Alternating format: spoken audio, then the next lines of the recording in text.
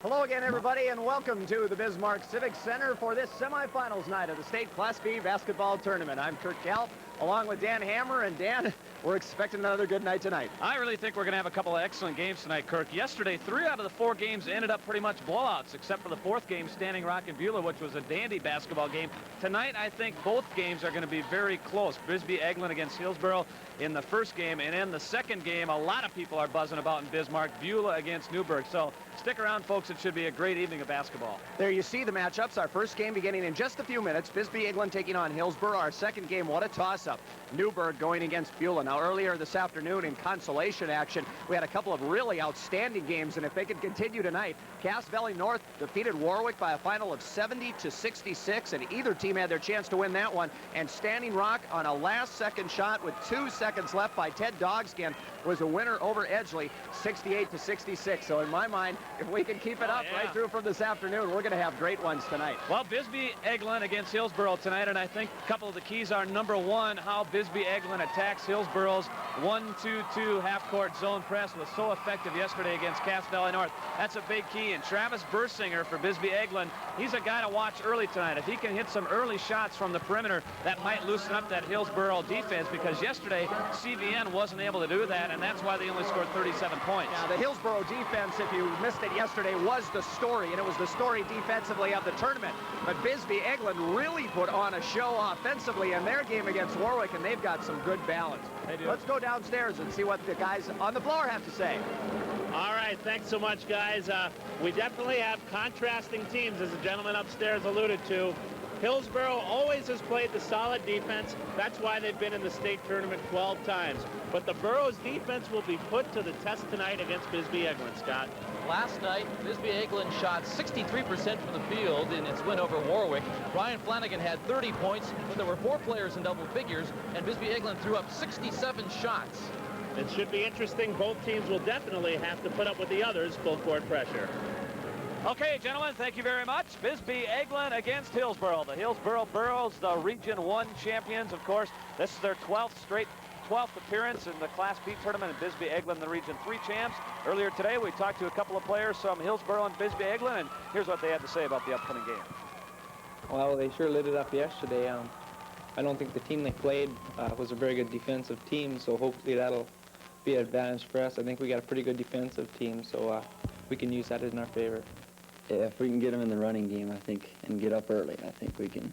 If we can hold the lead, I think we can get them. Do you feel that your running game would be an advantage to you guys? Yeah, it's been all year long. If we can run with them, I think we can.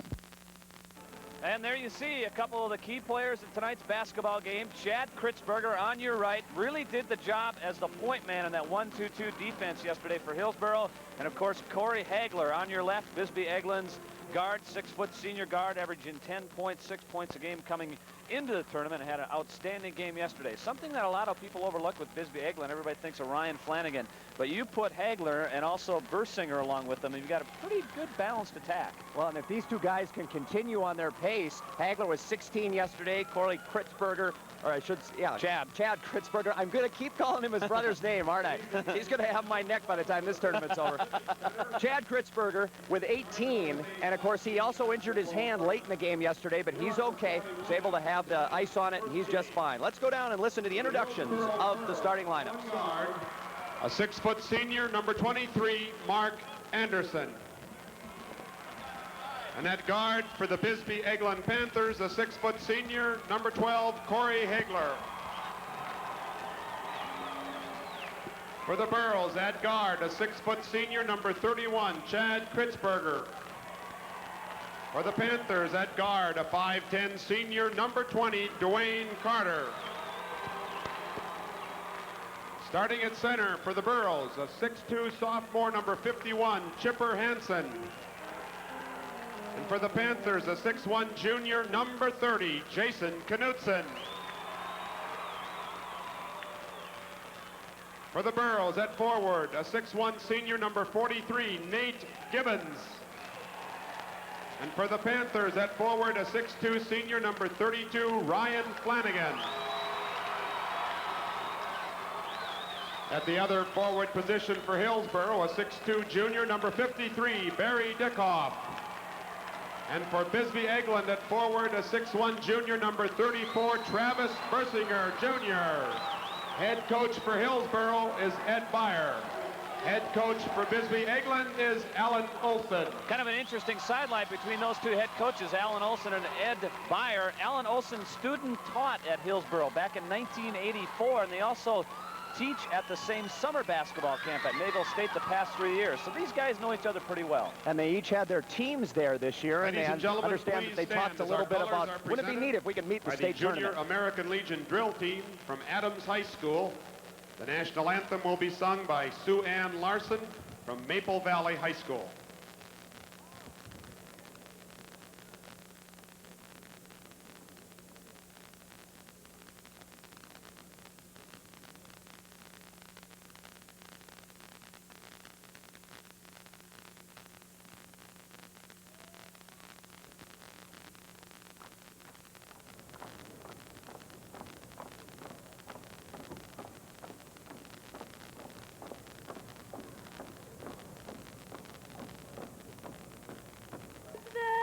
Star-spangled banner yet waves o'er the land of the free and the home of the brave. Sue Ann Larson of Maple Valley High School doing a very nice job with our national anthem tonight.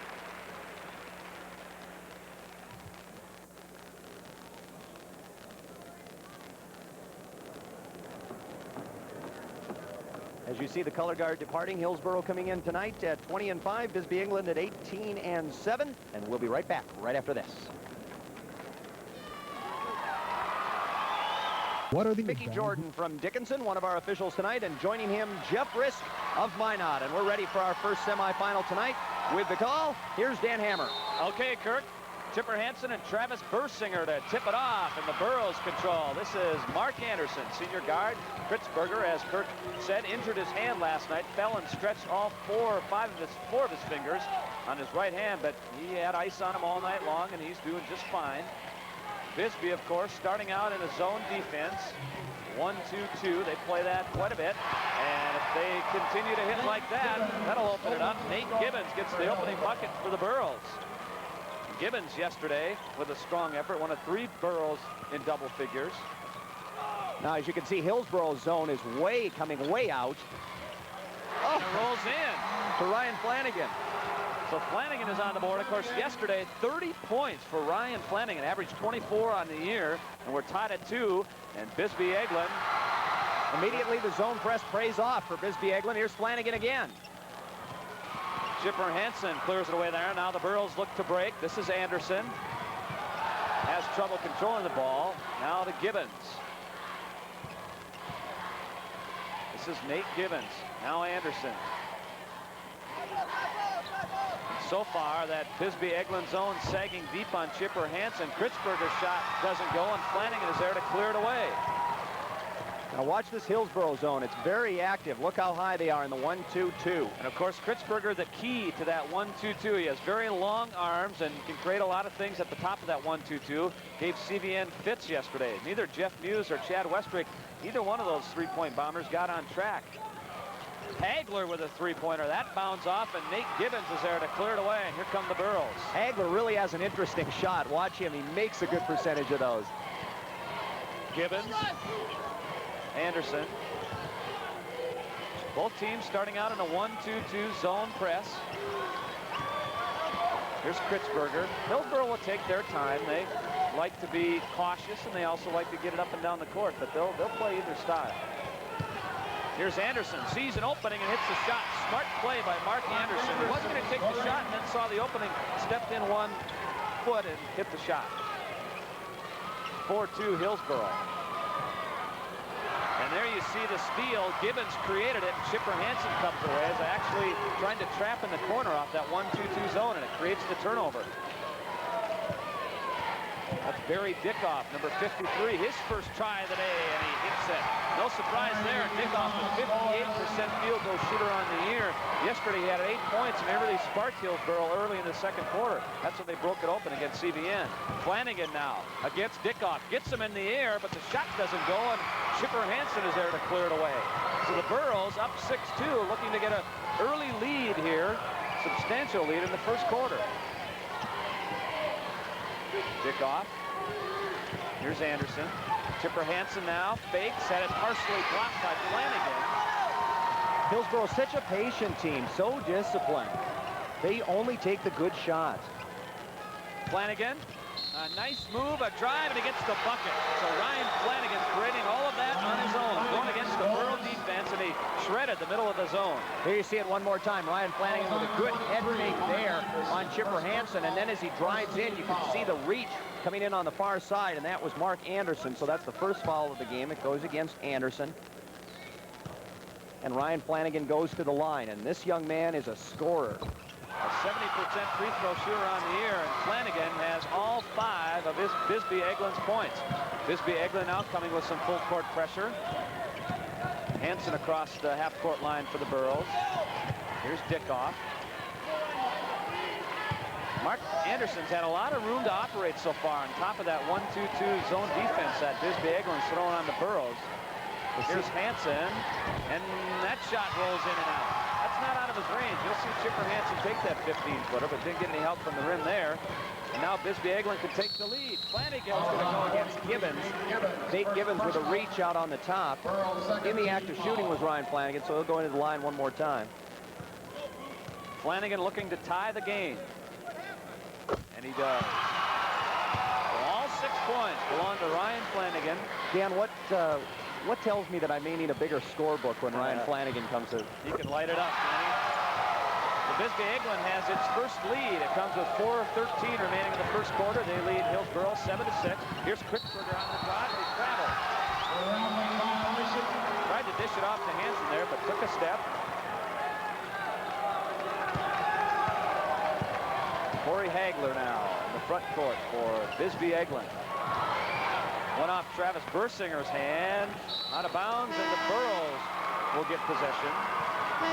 There's a break in the play. 3:58 remaining first quarter. It's Bisbee-Egeland 7, Hill 7, Bisbee-Egeland points. And Kirk, it'll be interesting to see if Ed Beyer changes up his defense at all here after this timeout that we just had. He would like to stay in that 1-2-2 because it's been so successful late in the season, but I'm sure there's a concern already with Flanagan off to a big start. Well, and Flanagan also seems to be able to get the ball right at the free throw line there. He's driven once, and he's also put up a shot and got fouled, so we'll see what happens in that middle. And now Bisbee-Egeland's gone to a man-to-man defense.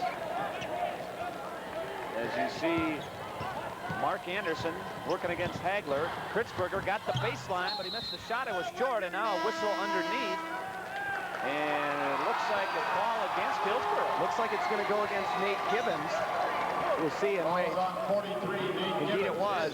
So that's his second. And that's the 13th foul against Hillsboro now. Bisbee-Egeland has yet to pick up a foul in the ballgame. And Hillsboro remains in its 1-2-2 zone. That's Travis Bursinger, number 34. Here's Hagler. Bursinger over 2-man. The shot is short, and Hansen clears it away. And here comes Mark Anderson down the far court for the Burros. Looking for the transition game. Nice move, but it didn't get anything. Now a charging foul. So Hillsboro picking up a number of fouls here in the opening quarter. Now that's Anderson's second. And that's number 4. And now they have 2 players, and immediately coming into the game is Jamie Reed as he replaces Anderson. So Anderson and Gibbons both with 2 for the Burros. And now Jamie Reed is the point man in that 1-2-2 Hillsboro defense. Bisbee-Egeland leading 7-6. Bursinger, three-pointer. It's short. Hagler, rather, with a three-pointer. Bursinger got 1 rebound. Flanagan is there for another rebound. That won't go. But Bisbee-Egeland showing some fine work on the offensive boards. They'll try to set it up again. Bursinger for 3. That rolls off. Hagler there to crash the boards for the bucket. Big work on the offensive boards. Well, that certainly was a good job of crashing him by Bisbee-Egeland. Panthers getting fired up. Here's Dickoff, cut off on the baseline there, out to Kritzberger. This is Gibbons. Hansen, cut off nicely there. Turnaround jumper, that's short. And Hansen kind of forced that shot. I was exactly going to say that. The man-to-man has worked the last couple times down the floor. And with 2:20 left, a 3-point lead for Bisbee-Egeland. Flanagan outside, now Bersinger to Hagler. Top of the key. Three-pointer attempt by Hagler's off, but there's Bersinger. The shot would have counted, but it rolls off. But again, the offensive board's a story for Bisbee-Egeland, and Bersinger will go to the line, try to extend his team's lead. Now that foul goes against Barry Dickoff, as you're going to see it one more time. Good job by Travis Bersinger coming in there to get that, and there you can see Dickoff is all over his forearm. That's the 5th foul. Travis Bersinger, a 70% free throw shooter, all District 12 player this year. Averaged 13.5 coming into the tournament. And he hits it, and Bisbee-Egeland is nailing him from the free throw line so far tonight. Bersinger's first point of the game. Hillsboro got those 6 quick points, and since then they've been very quiet. Second one rolls off. The Bisbee-Egeland leads 10-6, 2:02 remaining. First quarter. Here's Jamie Reed, now Kritzberger. Hansen set up way outside the three-point line. Reed with his first attempt of the night. It's Strong off the back of the rim. Kritzberger there. Puts up a left-hander and in. And no, offensive foul is the call on Kritzberger. His first, but the second offensive foul going against the Burros so far. Here you're going to see it one more time. Chad Kritzberger turns around and goes up, but Flanagan is set, and he's setting his steps, and that's a good call. We've also got some new players in the lineup for Bisbee-Egeland right now. Waylon Starr has come into the lineup, replacing Dwayne Carter. And now Carter has come back in, as I see. We've also got Tim Cookman in the ball game. And sitting out right now are Travis Bersinger and Corey Hagler. That pass is picked off. Here come the Burros. Kritzberger's got a man in front. It was Dickoff, but he couldn't get it to him. Kritzberger thought about it. Hansen will take a long jumper, and he hits it. Chipper Hansen from way outside. His first bucket of the night. 10-8 Bisbee-Egeland. That's Cookman, number 22, who just checked into the game. Inside, Knutson has it taken away. Nate Gibbons there. So Hillsboro can tie with a 2-pointer and take the lead with a 3-pointer. Reed, now to Hansen. Under a minute remaining, first quarter. Next semifinal game, Beulah against Newburgh. Here's Reed. Hansen still setting up high for Hillsboro. They've got Dickoff posted down low. Nearly stolen away. Here's Gibbons. Gibbons and Reed exchange passes. Hansen, turnarounder on the baseline. Oh my, what a tip in by Chad Kritzberger from behind the defense. So now all 5 starters have scored for Hillsboro, though, and we're tied up at 10 with 24 seconds left. Flanagan for 3. Our first 3-pointer of the night. And Flanagan now has 10 points on the ball game. Picking up right where he left off yesterday. Hansen. Here's Kritzberger outside. That's Strong, and Flanagan is there to clear it away. And that's the end of the first quarter. Bisbee-Egeland coming out strong after 1 quarter. They lead Hillsboro 13. Quarter from the Bismarck Civic Center. I'm in here at the Bisbee-Egeland cheering section. They're up by 3 points. What's your name? Cheryl Schmidt. Kathy Craig. Natalie Upterfield. Mr. Mirkos. Lori Berg. All right, now who's going to win this game? Let's go upstairs. I wonder exactly what kind of answer Scott wanted with that question. There you see the 10 rebounds to 6. One of the keys right there for the Panthers is they've done a real nice work on the offensive board. Turnovers pretty even up. 13-10 our score. Bersinger will inbounds to Corey Hagler, and Hillsboro still going at the 1-2-2 zone. This is Hagler. 10 points for Ryan Flanagan in the first quarter. So far, Flanagan's been setting up pretty high. He was down low, I believe, the first trip down the court offensively, but since then he's been setting out pretty high. Now he cuts across inside. Jason Knutson for 2. So Knutson's on the scoring board. And Bisbee-Egeland with a 5-point lead. They break the full court press, the Burros do. Dickoff in for the bucket, and he draws the foul. So Barry Dickoff will go to the line trying for a 3-point play. Here you're going to see it one more time. Barry Dickoff taking the nice pass. Travis Bersinger comes over, tries to set himself, but he's not set, and he'll get the bucket, and the foul goes against Bersinger. That is the first team foul. No fouls in the first quarter against Bisbee-Egeland. That's their first foul on the night. Dickoff, a 74% free throw shooter on the year. That one is in. So with that 3-point play, Bisbee-Egeland's lead is cut to 2. Now here comes Hillsboro, full court pressure. Kritzberger with the steal and the bucket and 5 quick points. No, they call another offensive foul, take away the bucket, and Kritzberger has his second foul. So Anderson, Kritzberger, and Gibbons all with 2 for Hillsboro. Here you see it one more time. Chad Kritzberger with the ball. Again, looks like a good call to me. The defensive man set, Kritzberger going into him. Again, full court presser. Now Hagler breaks it in for 2. Nice play by Corey Hagler as he just took it right to the hoop. Both teams coming with full court pressure now, and Kritzberger whistled for the traveling call. So a little bit of momentum shift. Just as it looked that maybe Hillsboro would grab the momentum. 15-10 at one point. If that Kritzberger bucket would have counted, it would have been 15-15. Oh, what a play! And a tip in, no bucket. Another offensive foul. This one will go on Jason Knutson. So we're seeing our share of offensive fouls here in the first half. Look what Ryan Flanagan does. He couldn't get the ball in, so he throws it off Chipper Hansen's back, and he gets it back. He didn't make the bucket, and then the offensive foul comes on the other end as Knutson went over the back to try and tip that in. But what a heady play. Smart play by Knutson, or Flanagan. You bet. Here's Gibbons now, breaking the press easily, gliding in for 2. So Nate Gibbons taking care of things themselves. He has 4. 17-15, Bisbee-Egeland. Here come the Burros in the full court pressure. This is Dwayne Carter, number 20, out on top. Hagler. In the corner, Flanagan. Bersinger steps in and takes the shot and hits it. Oh, is that a nice shot by Travis Bersinger, his first bucket on the ball game. He now has 3. Nearly stolen away by Carter. Here's Kritzberger in, throws up a shot, no good. Dickoff tried for the bucket, and another whistle underneath. I believe that foul again is going to go against Travis Bersinger. That would be his second, 3rd team foul against the Panthers. Mark Anderson checking back into the Hillsboro lineup. There you see him. Anderson, of course, one of 3 Hillsboro players with 2 fouls here early in the game. Barry Dickoff goes to the line one more time. As we've told you before, he's a 74% free throw shooter, so he does a nice job. He seems at the first one. Dickoff leading his team in scoring to this point. He's got 5 now.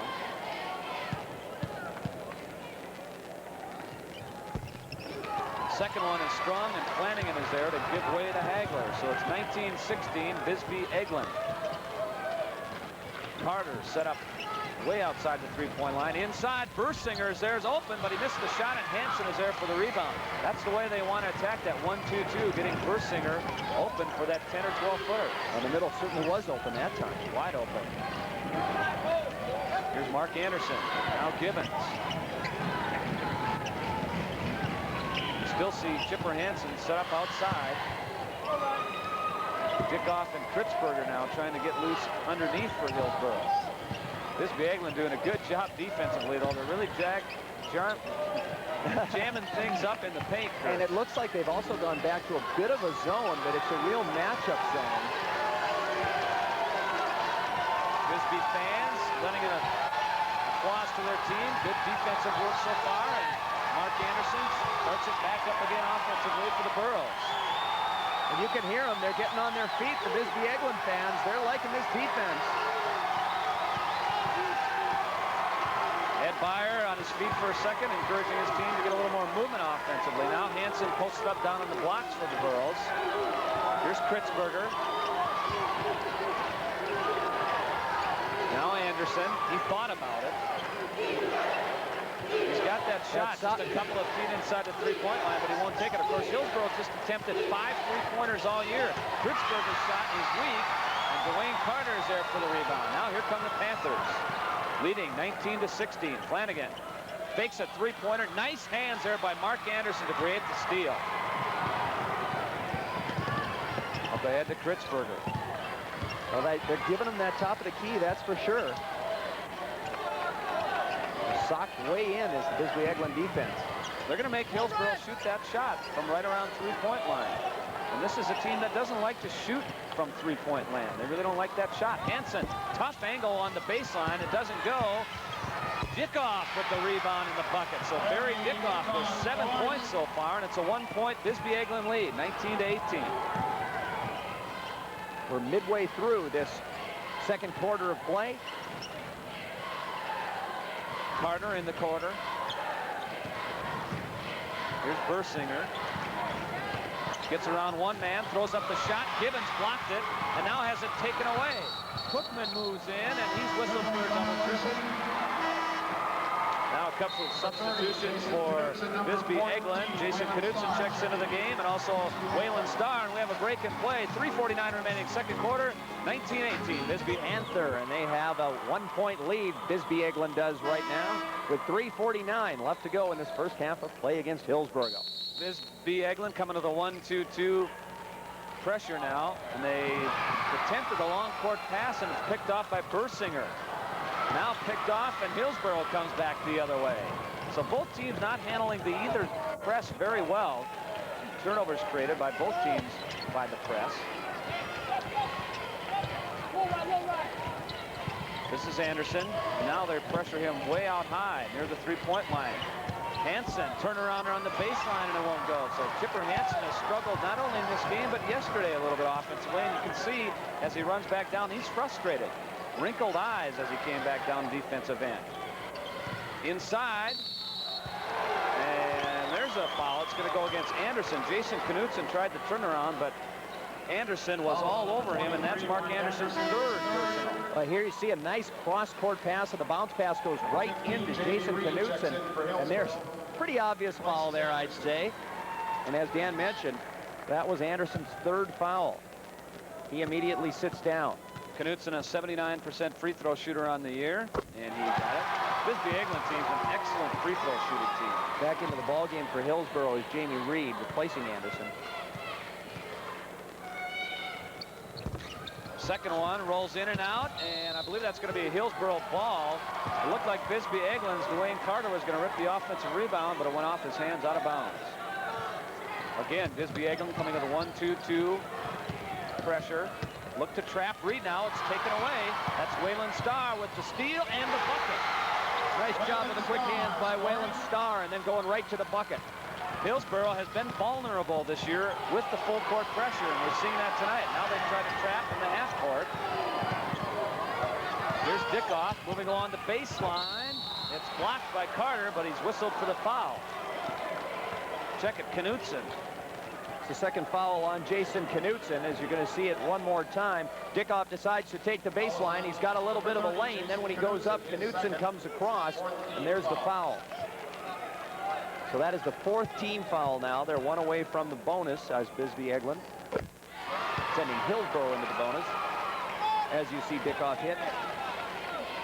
Dickoff, along with Chad Kritzberger, are really the clutch performers for Hillsboro late in the season in their stretch drive to get to the state tournament. Although he averaged 5 on the year, he was right around the 13-point mark about the last month or so of the season. He missed his second free throw, so it's 22-19, Bisbee-Egeland. Here's Bersinger, right on the three-point line. He got it. It's a two-pointer for Bersinger. So that's 5 points for Bersinger now, and that makes it 24-19. With 2.5 left to go in the second quarter. Here's Kritzberger. Now to Reed. Again, Bisbee-Egeland with that full court pressure. And again, Hillsboro has a little trouble. Reed tried for the bounce pass, but Dwayne Carter was able to get a hand on it. Well, it looks like we've really got some quick hands working here, and the Panthers are also looking to trap. Waylon Starr putting some pressure on Dickoff. He gets it ahead to Reed, and Reed avoids the trap. He's got a man open underneath. It's Hansen, but that shot is way long, and Chipper Hansen is really struggling offensively here.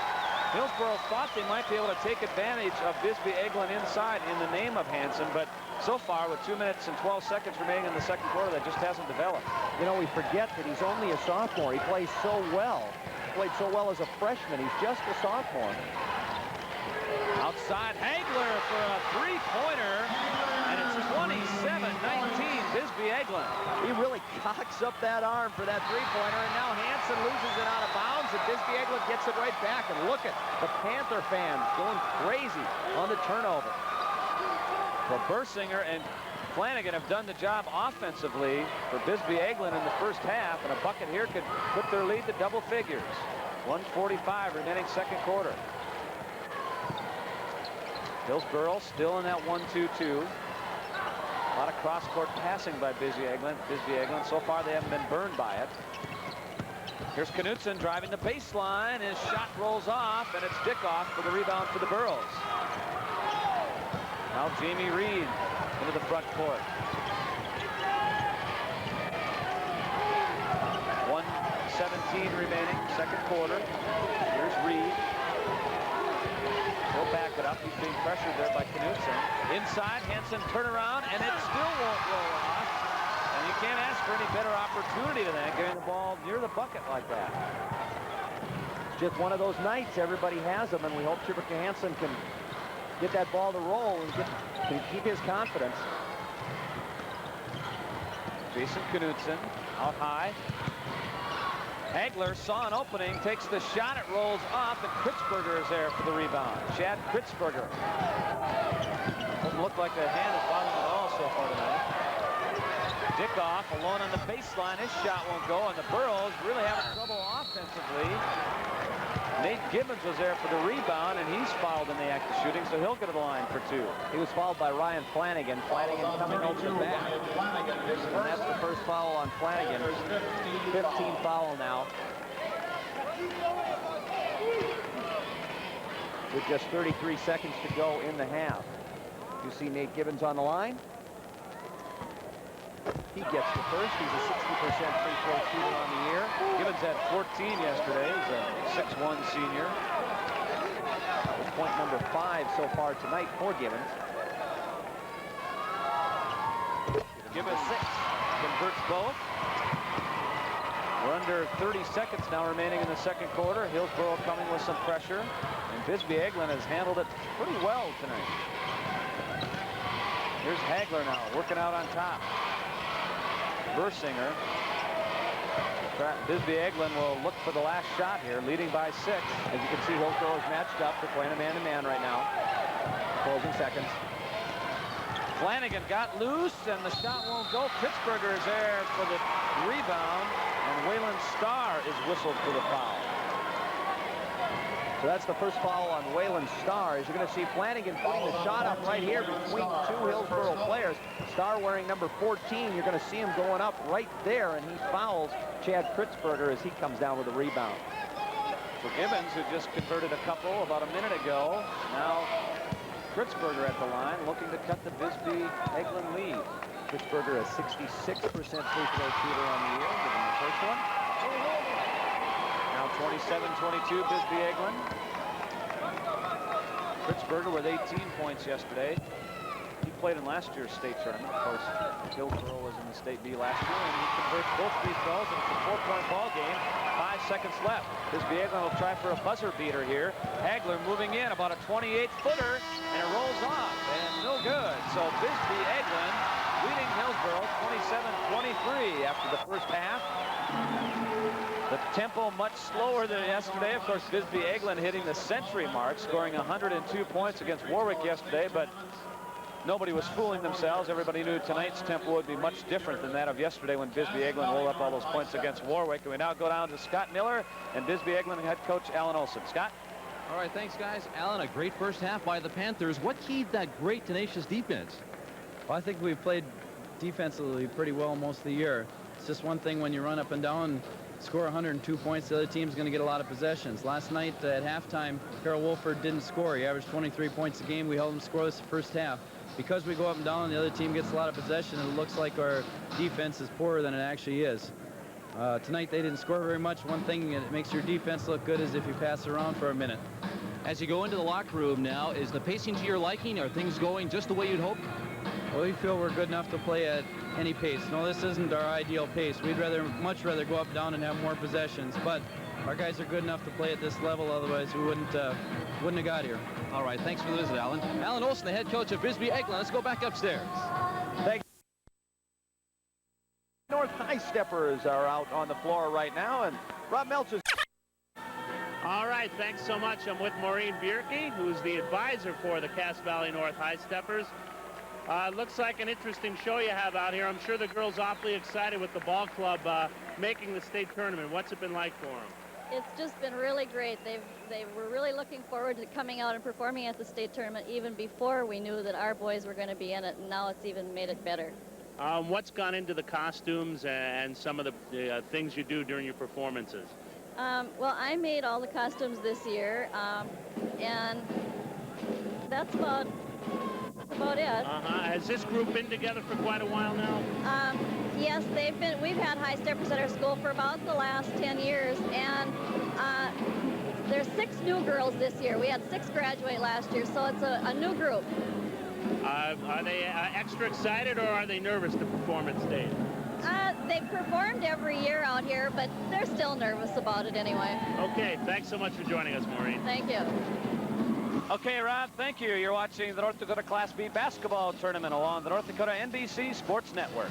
Dan Hammer along with Kirk Gallup. We're at halftime as Bisbee-Egeland leading Hillsboro 27-23. Coming up after this one, Beulah against Newburgh. And you talk about a couple of heavyweights. A lot of people impressed both by Beulah and Newburgh last night. And actually the 2 teams that were ranked in the top 10 that actually made it to the state tournament. That should be a dandy ball game. Well, Beulah with an excellent comeback last night as they were down big at halftime by 12 points. They were down by 14 at one point and came back with an excellent second half. A young man by the name of David Lawson having just an excellent game with 22 points. And Newburgh certainly put on a show. There was no question about the quality of that ball club, the way they can shoot the ball and rebound. It's going to be very interesting, our second game tonight, that's for sure. Well, of course, in this game, Alan Olson making his first trip to the state tournament, and Ed Beyer bringing his 12th Hillsboro team to the state tournament. And, of course, coaches always need a lot of support, and Rob Meltzer's down with the woman who supplies that support for Ed Beyer. Rob? You betcha, Dan. I'm with Elaine Beyer, of course, the wife of Ed. Elaine, sure, you've seen the team play better halves than that. Think Ed's giving it to him in there now? I would imagine they're having quite a conversation in there right now. Got to do something because we certainly aren't playing borough basketball right now. Being here 12 times, do you still get nervous for every one of them? I get just as nervous as if it was the first one. It's different kids. It's different parents. Ed's uptight. He's as tight as he's been for any tournament game for any of the 12 years that we've been here, and it just doesn't change. It sounds like you don't even enjoy the games. You probably get so wrapped up in them. It's a job. But we really feel fortunate to be here, and I don't know. It's just great being here. Okay, Elaine, thanks for joining us, and hopefully the Burros will pull it out. Thanks a lot, Rob. Okay, let's go back upstairs. Thank you very much, Rob. We will be right back with more of the second half action right after.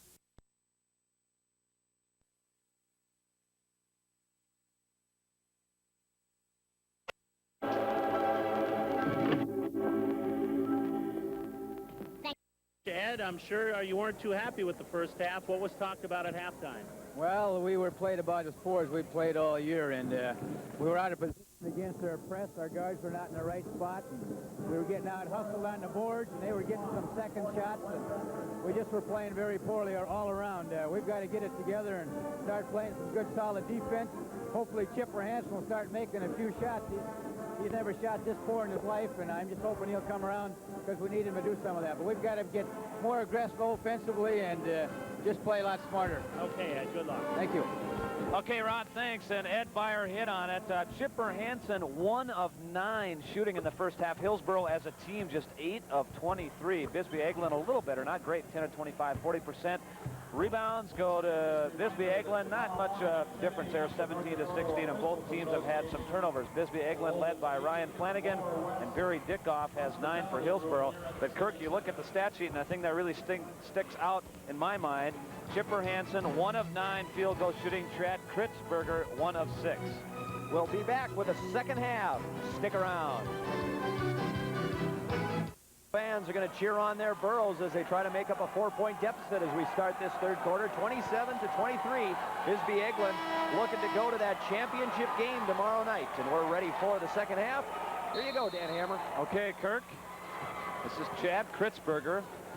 who really needs to get involved in the Borough offense along with Chipper Hansen in this second half. That's the individual keys for Hillsboro in their attempt to get to the championship game. Anderson, now Kritzberger, and Kritzberger tries, but he's short. Tries for his own rebound. He's tied up there, and the possession arrow goes Bisbee-Egeland's way.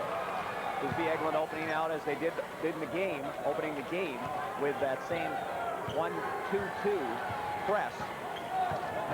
Press defense, half-court defense. Now Hillsboro in a man-to-man defense. The Burros played the entire first half in a 1-2-2 zone. That come out to start the third quarter in a man-to-man. A Ryan Flanagan shot rolls off. You can bet Ryan Flanagan will be taking a lot of chances if he sees that man-to-man the rest of the game. Sometimes the man-to-man, of course, just to get you fired up. Hansen inside, and that's a key bucket for Chipper Hansen. That may be his biggest shot of the night, hitting that first one in the second half, because that builds your confidence immediately. We'll see if this man-to-man gets Hillsboro moving a little. Underneath, Carter cut off on the baseline. Here's Flanagan now. Nate Gibbons draws a defensive assignment on Flanagan. So that's a good matchup to keep your eyes on, folks. 43 in the blue against 32 in the gold. Shot from the baseline there by Hagler, rolled off. Underneath, oh, and it's going to count, I think. Dwayne Carter. There it is. We see the indication. Dwayne Carter gets the rebound here, and he just kind of pulls it off from behind his back, and he turns around and then just goes up and just puts it up, and he knew he was getting fouled, and it rolls in, and Dickoff gets the foul. The shot actually rolled off his forearm, and it didn't even touch that much of his hand, more off his forearm, and he converts the three-point play. So Carter, who was scoreless in the first half, gives his team a 5-point advantage. Here comes Hillsboro against a full-court press, and they had some problems with it in the first half. This time they break it up safely. Kritzberger at the top of the key. Here's Hansen. Kritzberger driving down, and he's short again. So he's 0 for 2 to begin the second half, and a little frustration on the face of Chad Kritzberger. Well, the free throw line in the middle of that lane sure have been open for Hillsboro if they can convert those shots. Here's Knudsen. Flanagan takes Gibbons to the hoop. A one-hander partially blocked, but he draws the foul, and Nate Gibbons picks up his third. So both Mark Anderson and Nate Gibbons have 3 fouls. Burroughs staring at some possible foul trouble now. Here you see it one more time. Ryan Flanagan on the drive, and you bet right across both forearms for Gibbons. Flanagan scored 10 points in the first half. He was 3 for 3 from the line. Both teams shot free throws well in the first half. Bisbee-Egeland 5-7, Hillsboro 7-9. Flanagan now with 11 on the night. And he's at the 12-point mark. Bisbee-Egeland leads 32-25. Here they come with the full court press again. Kritzberger ahead to Gibbons, and they break it safely, and Gibbons nearly threw it away. Hansen. Now to Anderson out on top. Anderson attempted just one field goal in the first half, so, you know, Bisbee-Egeland's going to lay off him a little bit. Dickoff underneath, turnaround shot, that is short, and Hagler is there. So Hillsboro still struggling offensively. Trailing 32-25. Inside, Bersinger all alone for 2. Nice play there, and Bersinger cut down the lane, and he was all alone for that layup. And it's a 9-point lead for Bisbee-Egeland. Bersinger was 7 now in the ball game.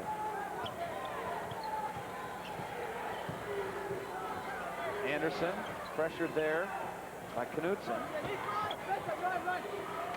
Kritzberger tried for the drive, but he was cut off. Bisbee-Egeland not given much inside at all. Hansen, they're moving Hansen quite a ways out away from the bucket in the high post area.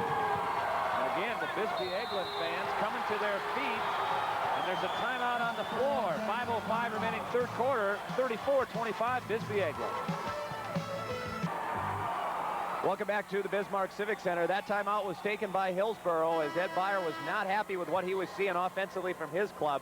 They may be moving a little bit more on defense, but they weren't moving much on offense, Stan. No, they're just not creating much things offensively. And after about 35 seconds without anything happening this time down the court, Ed called the timeout.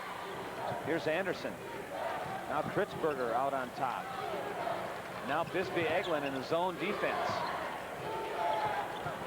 So they've changed it up from time to time tonight. Get the ball inside to Hansen. His shot is short. Kritzberger, nice job on the offensive boards. He doesn't get it, and Gibbons finally puts up the hoop. Kritzberger, though, really having a tough time having anything fall. Offensive boards is not what Hillsboro has gotten tonight, so that maybe will help them out if they can get some offensive rebounds. Flanagan takes Gibbons to the hoop, pump, shoots, and rolled out. What a pretty drive, pretty double pump by Flanagan. He's a shooter. He's a fun kid to watch. Here's Kritzberger. Have a moment where he thought he was going to take the shot. Now Hansen along the baseline, and he hits Hansen with 6 points on the night, and all of a sudden it's a 5-point game. Just seconds ago it was a 9-point game, and Alan Olson wants to talk it over. 4:04 remaining, third quarter. Bisbee-Egeland 34, Hillsboro 29. It's a chess match. Well, these two teams battling each other, a couple of heavyweights, both coaches taking timeouts here early in the third quarter, setting up strategy. Bisbee-Egeland had a 9-point lead. Now it's back down to 5, and the Panthers turn it over. So a switch in momentum here, and if Hillsboro would get a bucket here, the momentum would really swing their way. Bisbee-Egeland coming with the full court pressure, and the Burros throw it away. That looked like a man-to-man press that time. They've been in a zone press sometimes in the first half, and immediately a turnover. When Nate Gibbons was expecting Chipper Hansen to cut to the ball, and Hansen didn't move. Flanagan now inbounds. Outside, Hagler's shot is weak. Flanagan there for the rebound. That shot is short. Bursinger, another board. And the Panthers working on the offensive boards for the bucket. Bursinger with 9 now, and that has really been a key. First half and now in the second half. Offensive rebounds. Anderson trying to dribble through the press. He's cut off, and now the Burros clear it ahead. And you also heard Ed Byer tell Rob Meltzer just a few minutes ago that we had to keep him off the offensive boards. Dickoff is free down along the baseline, deep on the baseline as he's cutting across. This is Anderson. Kritzberger's got an open shot, takes it, and he is stone cold. And now he picks up a foul coming back, and that's just pure frustration. You see that a lot in high school where a kid having trouble offensively will come back and pick up the foul defensively. Here you see it one more time. The shot goes up by Chad Kritzberger, and then he comes over the back right there of Travis Bursinger to get that foul, and that is his third. And that is the third team foul against Hillsboro. Again, Bisbee-Egeland with no fouls yet this second half. And Hillsboro's in foul trouble. Anderson, Kritzberger, and Gibbons all with 3.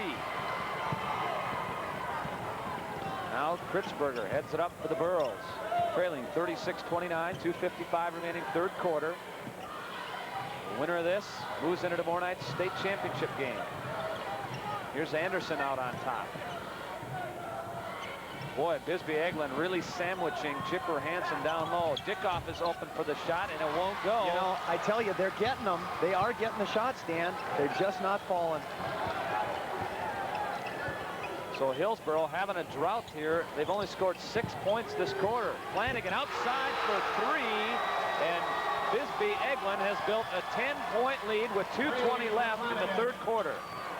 It's their largest lead of the game. 39-29. Here's Chipper Hansen. Knutson, a check at Kritzberger, and again he misses the shot. An easy, wide open 10-footer. And now a traveling call on Bisbee-Egeland, so Hillsboro will get another chance at the bucket. And checking of the lineup for Bisbee-Egeland, number 14, Waylon Starr, played some in the first half, got a bucket. Dwayne Carter sits on the bench. Hansen fading turnarounder, it won't go. So about 4 trips down now, consecutive trips. Hillsboro's had good shots, and they've come up dry. Trailing 39-29, 1:45 remaining third quarter. Here's Bursinger outside, working against Dickoff. Flanagan drives on Gibbons, finds the opening, it's blocked, but Gibbons, no, I believe Dickoff is going to be whistled for the foul. It looks like Dickoff's the guy they called. Let's see. We've got Flanagan up on top, and he's going to drive. He likes that man-to-man, and there you see Barry Dickoff reaching in on the far side across the wrist, and we have another timeout. Wants a timeout. Hillsboro's timeout.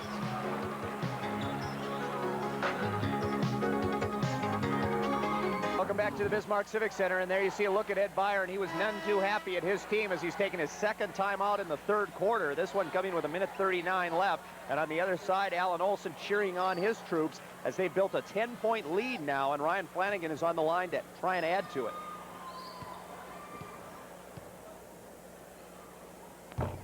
Flanagan with a nice Nice touch. Gets the roll from the front of the rim. He is still 100% from the line. That's his 6th free throw tonight. And he's still perfect.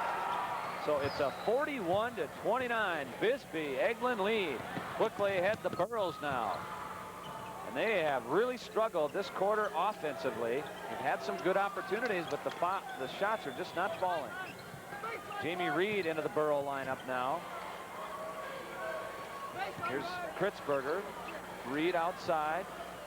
They're looking for that shot by Chipper Hansen down low, but they're just not finding it. Bisbee-Egeland in that zone defense, and they're really packing it in the paint. Kritzberger, terrible angle. That rolls off.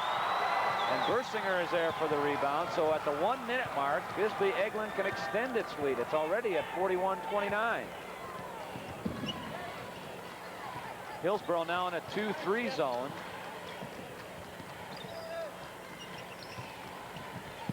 It looks like they're trying to continue to be active. They've been active on the defensive end. 3-point attempt rolls off. Gibbons is there for the rebound. Burros have a possible break now. Kritzberger to Reed along the baseline. Now he sets it back up. I think that's the first little bit of a look at a break that Hillsboro's had in a long, long time. They just haven't had any tonight. Chipper Hansen in the paint. And a whistle, and I believe Jason Knutson will pick up the personal. That will be the 3rd foul on Jason Knutson, but just the first foul this half on Bisbee-Egeland, with 27 seconds left to go in the 3rd quarter. Hillsboro's been patient offensively this quarter, but once we get into the 4th quarter with this kind of deficit, they're going to have to start putting them up quicker if they want to get back into the ball game. As you can see, Knutson coming off. Tim Cookman back in the ball game for the Panthers. Dick off. There's Jamie Reed at the top. 20 seconds remaining in the 3rd quarter. Reed fakes the shot. Gibbons had an open shot and he hits it. So Nate Gibbons ends the Hillsboro drought. And Nate Gibbons now has 10 as he moves into double figures. Waylon Starr, 14, cross-court pass. 3-point attempt by Hagler. That's no good.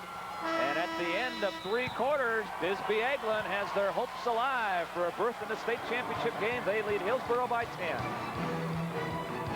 Things not looking real good right now for Hillsboro, but the Borough fans still have hope. Let's get some of the folks' names. What's your name and grade? Tahira Miller. Over Sherry here. Mueller. Stacy Baki. Teresa Lilleberg. Nikki Kraft. Are the Burros going to come back and win it? Yeah!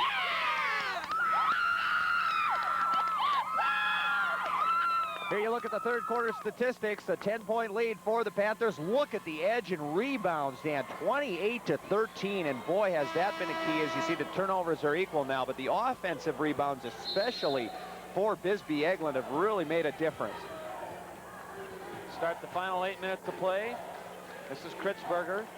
Now Dickoff in the corner. Hansen inside alone for the 6-footer, and it rolls off. That's been the story of the night for Hillsboro offensively, right there. Something. That could be their highlight tape to this point. Getting the good chances, but not having them drop, and now an over and back call on Bisbee-Egeland.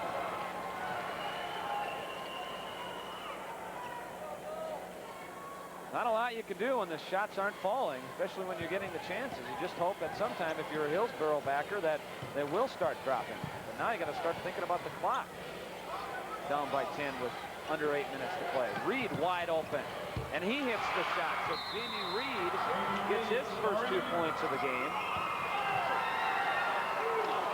It's about that time to kind of start changing it up and let guys like Jamie Reed maybe take some shots if they can put them in. And you see Waylon Starr coming back in the ball game.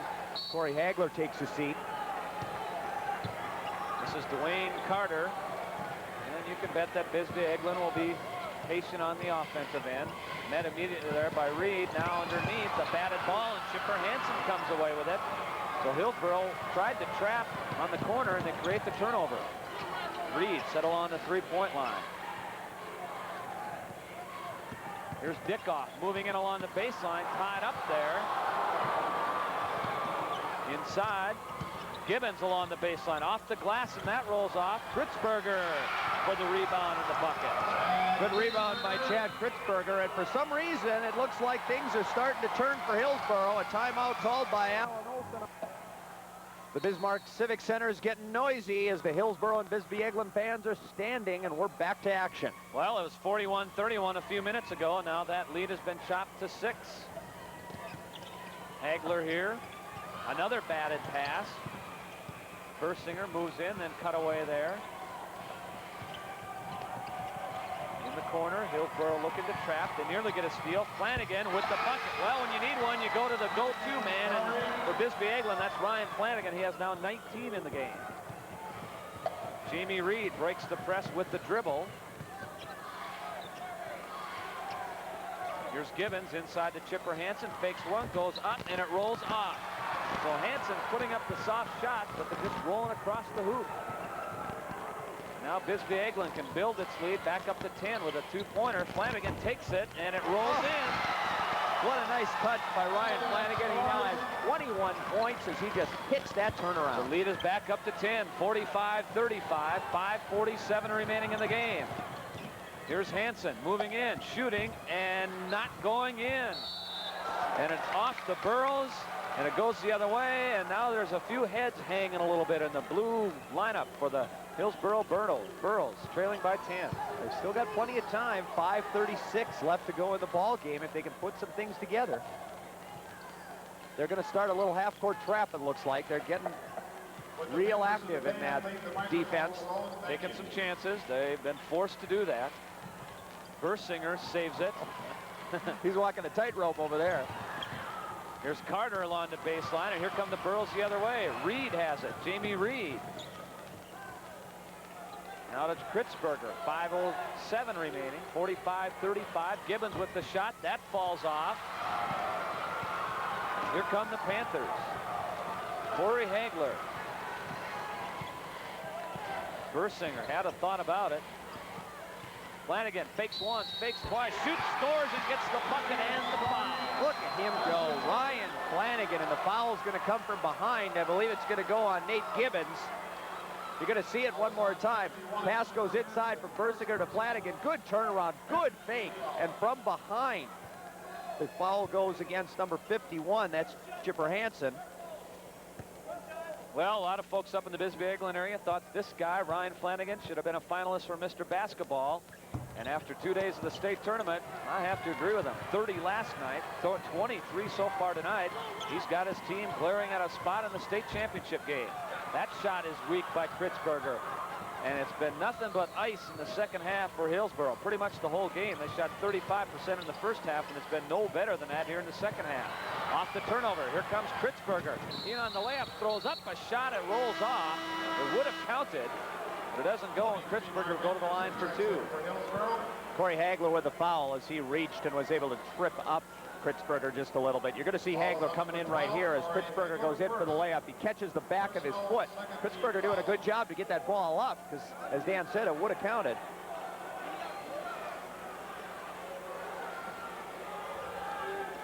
They're saying the foul came on the drive, not on the shot, so the possession goes underneath because we're not in the bonus as of yet. Here's Barry Dickoff. Now Anderson moves in, has it nearly taken away, puts up a shot, and it's good. Mark Anderson with the bucket. The Burros have it down to 10 with 4:12 remaining. Flanagan working on Dickoff. Drive, shoots it, has it blocked. The loose ball is picked up there by Hagler. He's got the open lane, but he passes it back out. And they're willing to take a little time off rather than shoot the ball. A whistle now, and Chad Kritzberger. That call came way out at the top of the key. Mark Anderson is whistled for the foul. That's his 4th, not Kritzberger. And so we're going to send Dwayne Carter to the line for a bonus. Exactly 4 minutes left to go in this ball game. Carter's shot is long, but Bersinger's there for the rebound, and his shot is strong. Now the outlet pass. Hansen ahead to Kritzberger. Remember, Hillsboro not a big three-pointing shooting team at all. They only tried 5 all year. And Kritzberger from just inside the three-point line hits. But they won't rely on the three-pointer to get them back in the game. They've only attempted 5 all year. That's unbelievable, isn't it, Kurt? It really is, especially with what the three-pointer has done for the game. It's changed around so many things in high school basketball here in North Dakota. Flanagan now has it nearly taken away, but he's able to save it. Here's Hagler. Kritzberger working on him defensively. Down in the corner, that was Jason Knudsen. Now Dwayne Carter has it taken away. A 3-on-1 for the Burros. Kritzberger lays it up, it rolls off. Offensive board by Dickoff. He couldn't get it to go, but Corey Hagler is whistled for the foul. So Kritzberger had 2 men to his left, but decided to take the shot himself. Well, see, now I'm going to be a little critical on this, because when you got 3 guys, you should be able to get a balanced shot off. And we got 2 non-balanced, not square to the basket shots being taken right there. On a 3-on-1, you'd think you'd be able to get a nice square shot to the basket. We've got a timeout taken by Hillsboro, 47-39. Just over 3 minutes left to go in this one. Civic Center, that young lady enjoying a little treat as she watches the action here. And the action is going to be fast and furious, I get the feeling, for the next 3 minutes, as Hillsboro is trying to put on a comeback, and Barry Dickoff is at the line right now. Boy, look at the Beulah fans down here to our left, Kirk, getting ready to file into the stands. They got a huge following here at the state tournament. Beulah Minor fans. There you see them. Well, of course, Beulah is just 75 miles away from Bismarck, and it's a lot of kids, because Beulah is the biggest school in the tournament with 260 kids. Dickoff hits both free throws, and it's a 6-point ball game. 47-41, 3 minutes left. Big trip down here for Bisbee-Egeland. They really need to get a bucket. Kritzberger picking up the defense. Underneath, Bersinger is alone, and it won't go. And Nate Gibbons is there for the rebound. So the Burros have a real chance to make this thing a real tight finish, trailing by 6. That shot rolls off of Chipper Hansen's hands, out of bounds, and it goes Bisbee-Egeland's way. So Mark Anderson had the good shot again. It looks like Bisbee-Egeland will be a little content to hold on to things right now, but they can't be too content with that, because it is just a 6-point lead, and there's still lots of time. 2:25 left to go. I would imagine they'll try to get the ball in the hands of that guy, Ryan Flanagan, as much as possible. If they can get some back doors, there's a nice one. Jason Knudsen, it won't go. Underneath, another try by Carter. And underneath, a whistle is called. Jump foul, and the possession arrow points Bisbee-Egeland's way. Good show of sportsmanship. Carter and Gibbons both going up with the ball, fighting real hard, and then when they realized it was a jump ball, they both kind of patted each other and said, let's go to it. 2:13 remaining, 47-41, Bisbee-Egeland. Their first ever trip to the State B, and they're looking for a spot in the title game. Now a whistle. Hillsboro is whistled for a foul. That could go against either Chipper Hansen or Nate Gibbons. We'll see which one they give it to, as they were both on the double team right there. It goes against Hansen. We'll send Dwayne Carter to the line as you get a look at the 5'10 senior. Carter not relying on scoring much this year. He's a guy, kind of a quarterback, 5'10 senior guard. He had 69 assists this year and turned the ball over only 20 times. So he's pretty steady with the basketball. We count on him for some good defense, too. He's an excellent defensive player. Hits one of his 2 free throws. 48-41, Bisbee-Egeland, 2 minutes left. Hillsboro's going to have to hurry now. Gibbons alone. He hits the shot, and it's a 5-point game with 1:52 left. That's points number 12 for Nate Gibbons. 48-43. Hillsboro coming with a little full court pressure now. They try to trap. This is Flanagan at the top of the key. 1:40 remaining. Flanagan is cut off there by Kritzberger, and he comes up with a steal. Ahead to Gibbons. Moving in. It's blocked by Flanagan. Ryan Flanagan with the big block. And now Chipper Hansen comes back and is whistled for the foul in the corner. And Hillsboro fans unhappy. Here you're going to see it one more time. Nate Gibbons coming in, and watch Ryan Flanagan get up in the air. And he gets all ball up top there. Hillsboro fans looking for a little bit of body on the call, but it was ball all up top. And then Chipper Hansen comes back and gets a foul on the other end. And we'll send Carter to the line. And Ed Byer right now is requesting a timeout with 1:29 to go in the ball game. The score, Bisbee-Egeland 48, Hillsboro 43. Mark Civic Center, and those guys are enjoying watching TV. And there they are, right on TV. And it's 1:29 left to go. And that's Dwayne Carter at the line. Misses his free throw. And And the Burros can get within 3 with a 2-pointer here. Anderson moving in. Here's Gibbons.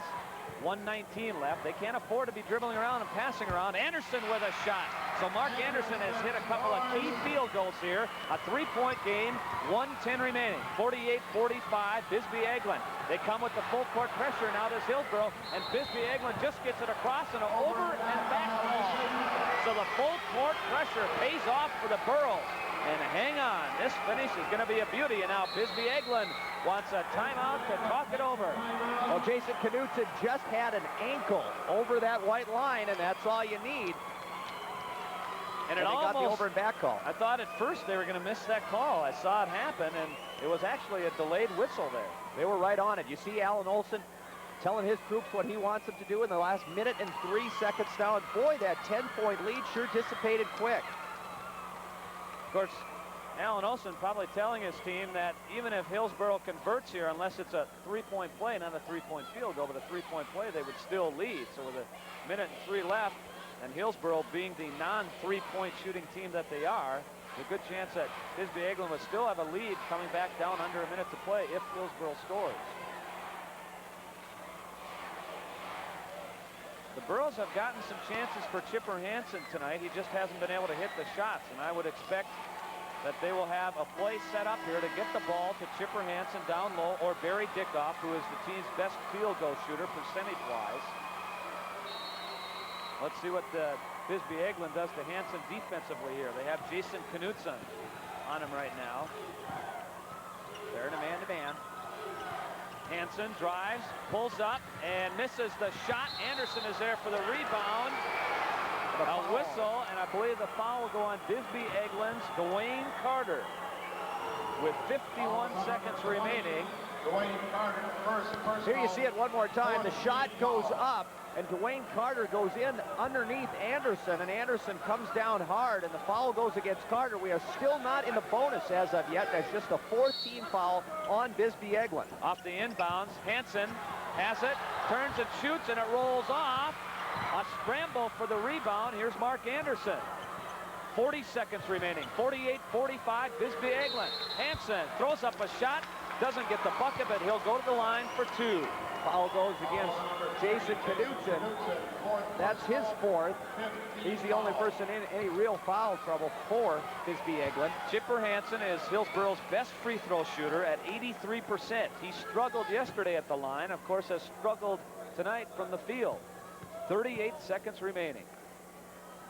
The first one is good, and it's a 2-point ball game. 48-46. What a position for a young kid like Chipper Hansen to be in. Second one is nothing but net. 48-47, Bisbee-Egeland, 38 seconds left. Here comes Hillsboro with full court pressure. Hansen got a hand on it and knocked it out of bounds.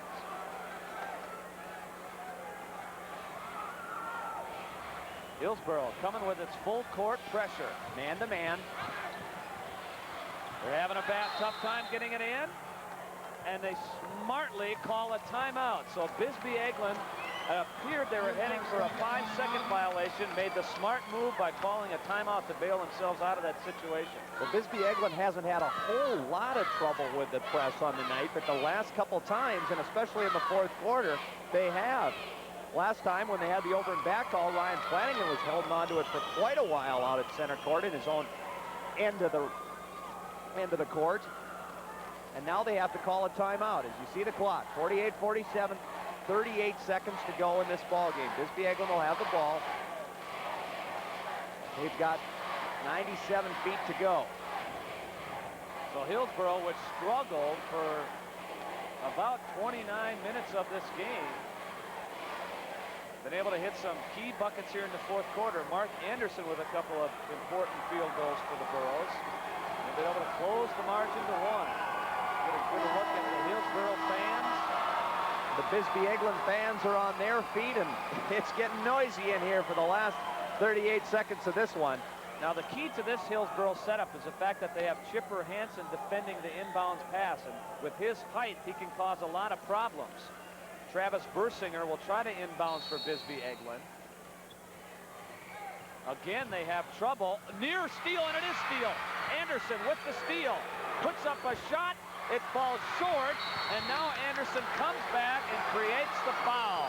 So Mark Anderson steals, shoots, misses, and picks up the foul, and that's it for Mark Anderson. And Ryan Flanagan now goes to the line for Bisbee-Egeland. Mark Anderson with the 5th foul, so he has fouled out of the ball game. You see Jamie Reed going to come back into the ball game for Ed Meyer's team.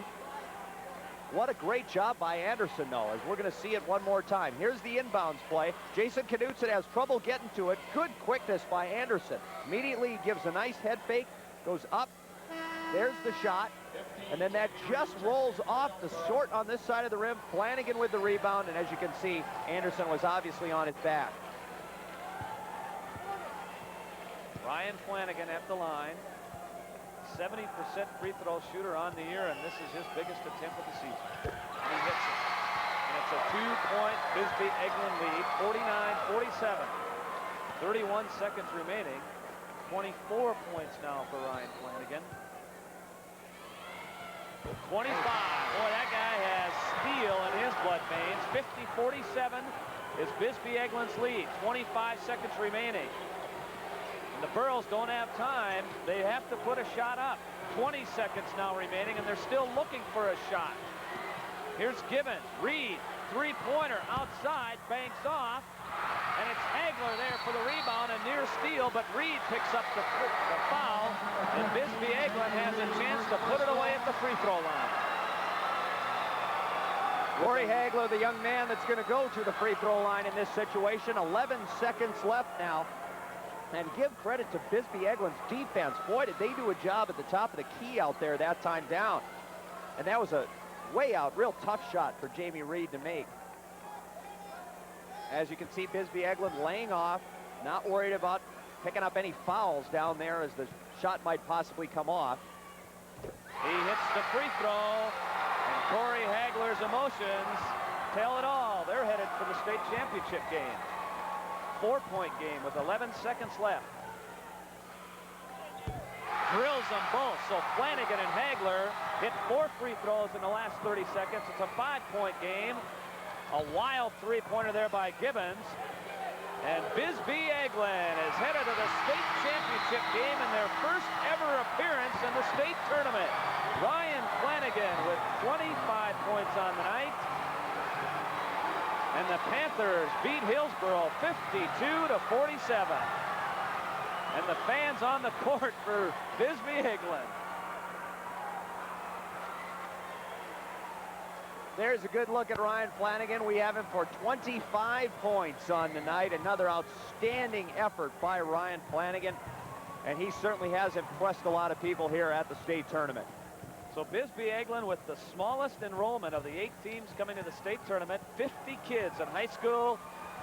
And regardless of their opponent tomorrow night, you know how folks are. They pull for the little guy, and there'll be a lot of folks pulling for Bisbee-Egeland tomorrow night, I bet. And that's kind of fun, just like we had with the girls in Minot when Braddock went all the way as the smallest school in the tournament. Got to be a disappointing night for the Burros, as they really had trouble finding the hoop in the second half and in the whole game, honestly. And we still got to give them credit because they brought themselves right back into it. Scott Miller. All right, thanks, guys. I'm here now with Bisbee-Egeland 6'1" junior Travis Bersinger. Travis, first of all, before we talk any about the game itself, what about being in the finals of the State B Championship? Well, it's great, first of all. It's a real good feeling. It's about the best feeling there is. It's great. Late in the game, Hillsboro made a real big run, but you guys were able to hold on. What was it that Alan Olson was telling you as you're taking the timeouts down the stretch? Well, we had to hold the ball tight at all times because the refs were calling all the fouls, you know. Whether you pivot tight, hold on to the ball, just pass the ball, you know. How about Ryan Flanagan, the guy that you go to down the stretch? He made some big free throws that actually help you win the game. Yeah, he's our clutch man. Okay, your final thoughts about tomorrow night? It's a great feeling to be in the championship. I think we've got an excellent chance of winning it, no matter who we play. We're confident after tonight especially. Okay. I think we're going to do it. Okay, congratulations. Travis Bersinger. Let's go over to Rob Meltzer. All right, Scott, thanks so much. I'm with Jamie Reed. Jamie, why do you think it took so long for you guys to get going tonight? You really look sluggish. Well, I don't know what it was. It was just something we come on off the wrong note right away, and when I guess when Chipper's not hitting, we're not going as a team, and we just started struggling right away, and I guess it just went out through the whole game like that. At least as down as you were, I'm sure you guys are at least proud. Boy, you gave it a heck of a run, didn't you? Yeah, we know that the first half was, you know, it's gone, done with at halftime, and we just said to stay the heck with it and come out and try to give it our best run, and I guess we tried, I guess. You're going to get after third real hard now? Oh, yeah, it'll be nice to get, you know, get out and play a little. There's not that pressure there, but I guess we're going to have to go for third, play hard, I guess. Thanks a lot, Jamie. Okay, thanks. Okay, let's go back upstairs. Hey, Ron, thank you much. We're between games. Bisbee-Egeland is in the state championship game coming up in about 20 minutes. Newburgh against